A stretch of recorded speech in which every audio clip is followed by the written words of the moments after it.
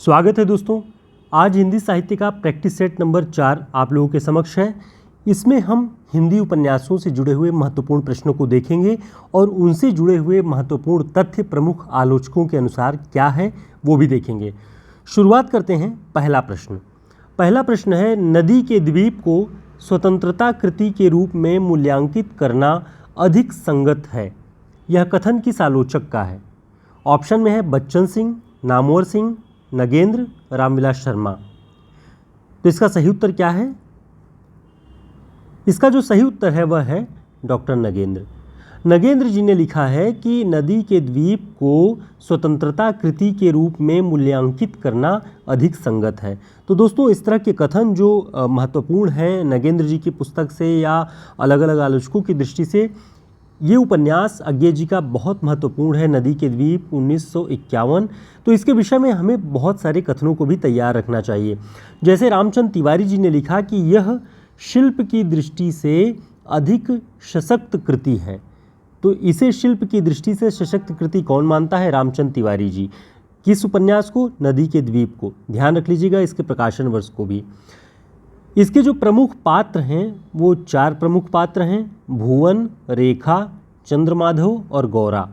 ये सभी नदी के द्वीप उपन्यास के पात्र हैं। प्रकाशन वर्ष 1951। बच्चन सिंह का एक कथन है नदी के द्वीप के विषय में, इसे ध्यान रखिएगा। वे कहते हैं कि नदी के द्वीप प्रेमाख्यान नहीं कामाख्यान है, आधुनिक, बौद्धिक और अद्वितीय। तो ये कथन बच्चन जी कह रहे हैं कि प्रेमाख्यान नहीं कामाख्यान है। तो नदी के द्वीप के विषय में ये कथन आप ध्यान रख लीजिएगा, क्योंकि बच्चन सिंह, नगेंद्र और रामचंद्र तिवारी की दृष्टि से हमने आपको इस उपन्यास के विषय में बताया है। तो नगेंद्र जी क्या कह रहे हैं? इसे स्वतंत्रता कृति के रूप में मूल्यांकित करने की बात कर रहे हैं। अगला प्रश्न है, अज्ञे के उपन्यास अपने अपने अजनबी का प्रकाशन वर्ष क्या है? ऑप्शन 1940, 1944, 1961, 1951। तो इसका सही उत्तर क्या है? इसका जो सही उत्तर है 1961। 51 में हमने क्या देखा? नदी के द्वीप उपन्यास। और 61 में कौन सा है? अपने अपने अजनबी। अब अज्ञे का ये इतना महत्वपूर्ण उपन्यास है और तीसरा महत्वपूर्ण उपन्यास है, तो इसके विषय में महत्वपूर्ण कथनों को भी लगे हाथ तैयार कर लेते हैं। सबसे पहले देखते हैं रामचंद्र तिवारी जी क्या कहते हैं इसके विषय में। रामचंद्र तिवारी जी लिखते हैं कि इसमें अज्ञेय अस्तित्ववादी दर्शन का समर्थन करते हुए जान पड़ते हैं। ये कौन कह रहा है? रामचंद्र तिवारी जी। अब इसके उलट देखिए बच्चन सिंह क्या कहते हैं। बच्चन सिंह कह रहे हैं कि जो लोग इसे अस्तित्ववादी उपन्यास कहते हैं वे भ्रम में हैं। यह तो उसका खंडन करता है।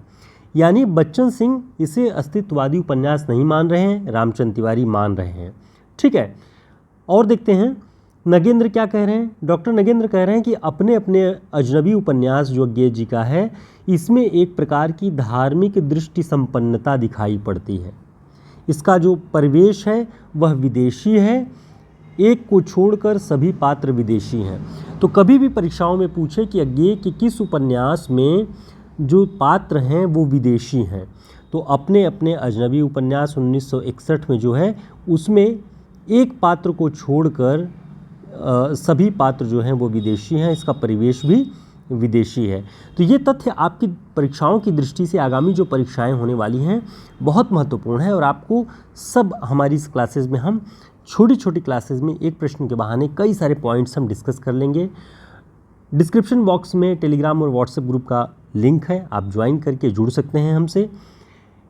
अपने अपने अजनबी के विषय में बच्चन सिंह लिखते हैं कि इसकी समस्या वर्ण की स्वतंत्रता है, अकेलेपन की है, मृत्युबोध और अजनबीपन की है।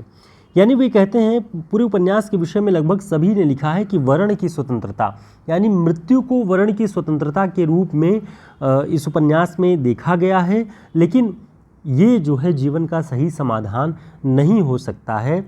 इसलिए बच्चन जी ने कहा कि अस्तित्ववादी उपन्यास नहीं है। जो लोग ऐसा मानते हैं वो भ्रम है। ठीक है, लेकिन इसमें मृत्युबोध और अजनबीपन, अकेलापन, वर्ण की स्वतंत्रता की बात दिखाई पड़ती है अपने अपने अजनबी में। रामचंद्र तिवारी जी का कथन महत्वपूर्ण है, जो कि आपको ध्यान रखना चाहिए कि इस उपन्यास का विषय ही मृत्यु से साक्षात्कार है। ये रामचंद्र तिवारी जी कह रहे हैं। कभी भी ऑब्जेक्टिव ढंग की प्रश्नों में पूछा जाए कि अज्ञे का कौन सा उपन्यास मृत्यु से साक्षात्कार के रूप में देखा जाता है। तो अपने अपने अजनबी को ध्यान रखिएगा। इस उपन्यास के जो प्रमुख पात्र हैं सेल्मा, योके और पॉल, ठीक है, जिसमें जो सेल्मा है ये वृद्धा है जो कि गडरिये परिवार से आती है। तो इसे इस तरह से ये देखिएगा, हम अगर आप कहेंगे तो बहुत अच्छे से डिस्कस भी कर लेंगे इन सभी के विषय में। इस तरह के सभी प्रश्न आपको आगामी EMRS, TGT, PGT या UPLT, GIC, GDC की परीक्षाओं की दृष्टि से ऐसे सभी प्रश्न आपको हमारे हिंदी साहित्य के शॉर्ट नोट्स में मिल जाएंगे। आप हमारे व्हाट्सएप नंबर पर संपर्क कर सकते हैं। बहुत महत्वपूर्ण प्रश्नों का संग्रह है जिसमें बच्चन सिंह, नगेंद्र, रामचंद्र तिवारी, शुक्ल सभी के जो महत्वपूर्ण तथ्य हैं उन पर आधारित प्रश्न है। अगला प्रश्न देखते हैं, अज्ञेय के शेखर को एक निहिलिस्ट विद्रोही किसने माना है? तो दोस्तों इसका सही उत्तर क्या होगा? ऑप्शन में है रामविलास शर्मा, नामवर सिंह, कृष्णदत्त पालीवाल, बच्चन सिंह। तो शेखर का जो व्यक्तित्व है उसे एक निहिलिस्ट विद्रोही, निहिलिस्ट का मतलब है कि घोर नकारवादी, कौन मानता है? हमने अपने पिछली क्लासेस में भी जो अज्ञेय जी के इस उपन्यास के विषय में स्पेशल क्लास बनाई उसमें बताया कि बच्चन जी ये बात कहते हैं कि जो अज्ञेय का शेखर है वो निहिलिस्ट विद्रोही है, पूरी तरह से अमोघ नकार है, किसी भी चीज़ को स्वीकार नहीं करता। तो ये बच्चन जी का कथन है, ध्यान रखिएगा। बच्चन सिंह और नगेंद्र, एक बात आपको ध्यान रखनी है जो महत्वपूर्ण, कि बच्चन सिंह और नगेंद्र की जो पुस्तक है उसमें शेखर एक जीवनी का जो रचना काल है वो 1941 से 1944 माना गया है। लेकिन आप सभी प्रतियोगी परीक्षाओं वाली पुस्तकों में देख रहे होंगे कि शेखर एक जीवनी का रचनाकाल 1940 से 1944 माना गया है। रामचंद्र तिवारी जी शेखर एक जीवनी का रचनाकाल 1940 से 44 मानते हैं, जबकि बच्चन सिंह और नगेंद्र ये 1941 से 44 मानते हैं। तो आपको लगभग 40 से 44 ध्यान रखना है, लेकिन 41 से 44 कौन मानता है ये भी आप लगे हाथ ध्यान रख लीजिएगा। आगे देखते हैं, रामचंद्र तिवारी जी ने एक कथन लिखा हुआ है, बहुत महत्वपूर्ण है, कभी भी आपसे पूछा जा सकता है। कहा जाता है कि शेखर एक जीवनी पर रोमा रोला के ज्या क्रिस्ताफ का स्पष्ट प्रभाव है। ये कौन लिख रहा है? रामचंद्र तिवारी जी लिख रहे हैं। कह रहे हैं कि कहा जाता है कि शेखर एक जीवनी पर रोमा रोला के ज्या क्रिस्ताफ उपन्यास का प्रभाव है। ठीक है, इसे ध्यान रखिएगा, ये बहुत महत्वपूर्ण है। ये रामचंद्र तिवारी जी अपनी पुस्तक में लिखा हुआ है। अगला प्रश्न देखते हैं। दोस्तों हम अपने छोटे छोटे प्रश्नों के माध्यम से एक एक प्रश्न के बहाने हम कई सारे पॉइंट्स और कई सारे आलोचकों की पुस्तकों पर आधारित तथ्यों को डिस्कस करते हैं, जिससे आपको एक साथ 3-4 पुस्तकों में क्या क्या कहा गया है इन सब रचनाओं के विषय में वो बातें पता चल जाए। तो देखते हैं इस क्रम में अगला प्रश्न, जिप्सी उपन्यास के लेखक कौन है? Option doctor Devraj, Jainendra, ईलाचंद्र Joshi, Lakshmi Narayan Lal. तो इसका जो सही उत्तर है वह है ईलाचंद्र जोशी। जिप्सी उपन्यास के लेखक ईलाचंद्र जोशी हैं और आपको ध्यान रखना है यह उपन्यास 1952 में प्रकाशित हुआ है। रामचंद्र तिवारी जी की पुस्तक में लिखा है कि बाद में यह उपन्यास त्याग का भोग नाम से प्रकाशित हुआ है। अब आपसे प्रश्न क्या पूछा जा सकता है कि ईलाचंद्र जोशी का कौन सा उपन्यास त्याग का भोग नाम से प्रकाशित हुआ? तो ध्यान रखेंगे जिप्सी उपन्यास था 1952 में जो लिखा गया था। ईलाचंद्र जोशी किस प्रकार के उपन्यासकार माने जाते हैं? तो मनोविश्लेषणवादी उपन्यासकार माने जाते हैं, इसे ध्यान रखिएगा। देखते हैं अगला प्रश्न।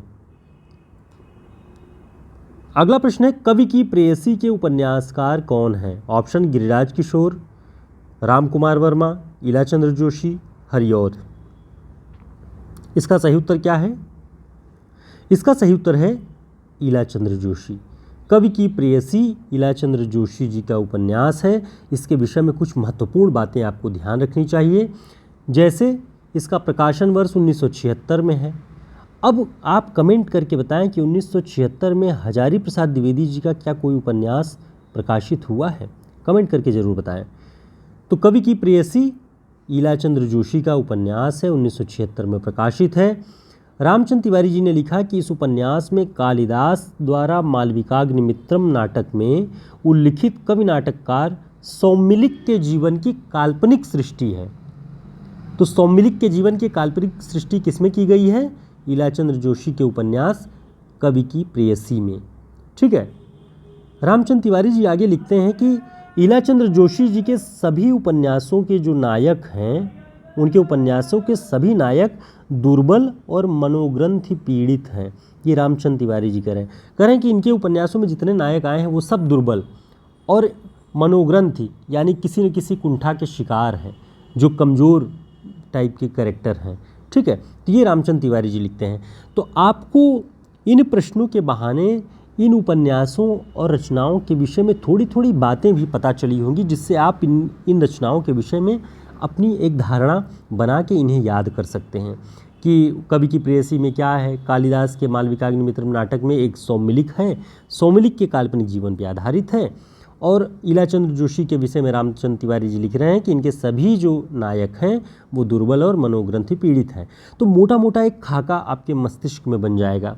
जैसे अज्ञेय के उपन्यासों के विषय में हमने ऊपर बात की कि मृत्यु का वर्ण है, मृत्यु से साक्षात्कार है, अपने अपने अजनबी में, नदी के द्वीप में भुवन गौरा और रेखा है, शेखर एक निहिलिस्ट पात्र है। तो ऐसे ऐसे कुछ कुछ चीज़ें आप अपने मन में कॉन्सेप्ट बना सकते हैं। हमारा प्रयास है कि एक एक प्रश्न के बहाने हम अलग अलग आलोचकों की महत्वपूर्ण पुस्तकों से कुछ बातें आपको बता सकें, जिससे आप आसानी से याद कर सकें। तो दोस्तों, हमारी ये क्लास कैसी लगी आपको कमेंट करके ज़रूर बताएं। आगामी जितनी भी क्लासेस होंगी हम आपकी परीक्षाओं को ध्यान में रखते हुए सारे तथ्य तैयार रखेंगे। फिर भी यदि आपको किसी विशेष विधा में, किसी विशेष रचना के विषय में कोई अन्य जानकारी चाहिए तो आप कमेंट करके बताएं, हम उस पर ज़रूर क्लासेस लेके आएंगे। फिर मिलते हैं एक नई क्लास में, तब तक के लिए नमस्कार, शुभकामनाएं।